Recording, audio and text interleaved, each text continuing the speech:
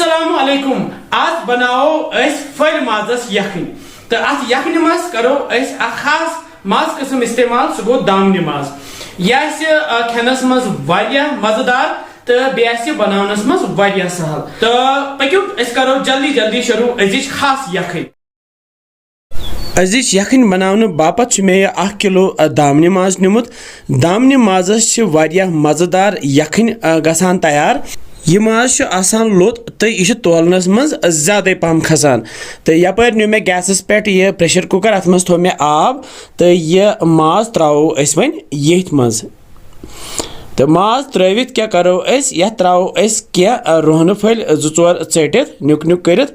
तो दिमोस खलन तो प्यारो अस युत काल यथ ग्रेख वन ग्रेख यथ यह मल पे कुन खसान तो यह कड़ो अस नबर कन वाज कड़ान इथे कन कड़ो अस तस अम पत थो अस पे डखन तो दिमो अस 4 to 5 सीटी तो करहन अस तैयार। यपर मे निमुत ये बड़िस बानस मज 1.5 लीटर यह जाम दुध तो ये मज त्रा बह ठूल फुट्रवित ऊर बे त्रा बह मीच करित यह रिफाइन तेल त्रा बह 60 ml तज यह 120 ml तो अमुक हाफ त्रो मे बे त्रा बह नून चमचे अख ये तो वन मे यह छोंप तो ये सह दिम बह ये दुधस छक गोत दुधस असल पे छक लगित जलहन यपर गैसस पे थप बह वन यह दुध तो दिमो अस वन खलन खलन युत काल ये वन ग्रेख ग्रेख युथे क्या करो अस थो गैस लोत तो दिमो अस वन लतिस पे पाक आराम सान वुचो कि दुध बनो यह फुट तो कहें तो अम पे क्या करो यपर माज तैयार तो यह माज त्रोहन अस वन ये जम दुधस मज तैयार कोर तल मे गैस थोमुत लोत तो लत्सी पे करहन अस वन यह तैयार तो यपर त्रो अस रोहन पेस्ट चमचा मे न्याम मज दोगमुत तो बे त्रो बह ये गंड पेस्ट यह मे गंड गोत तुलमुत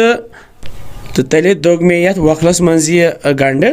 तो बनो मे अत यह पेस्ट यह त्रो मे ये जाम दुधस मज तैयार कोर तो अम पे त्रा बह दालचीन लकट बे त्रा बह बड़ ٲl 2 बे त्रा बह ये सब्ज ٲl 5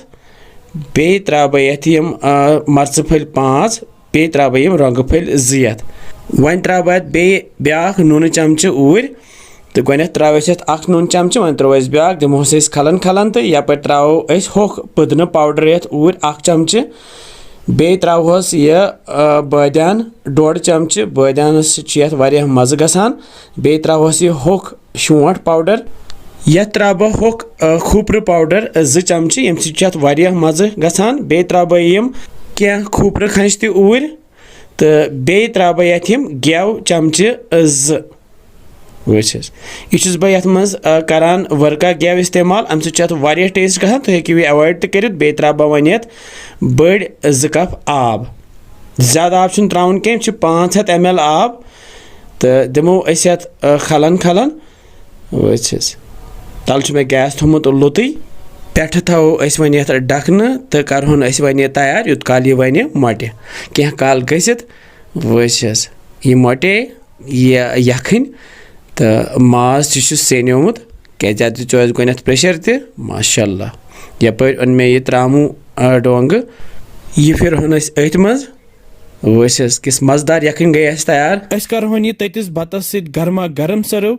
वमेद तुम अजिश यखन पसंद आम तुम बनजो बेजो वन किस बसान तुम सान रेसिपीज इंशाल्लाह समखो बे कैसन मजेदार रेसिपीन सत तुम थो पन ख्याल बिहु रबस हवाल।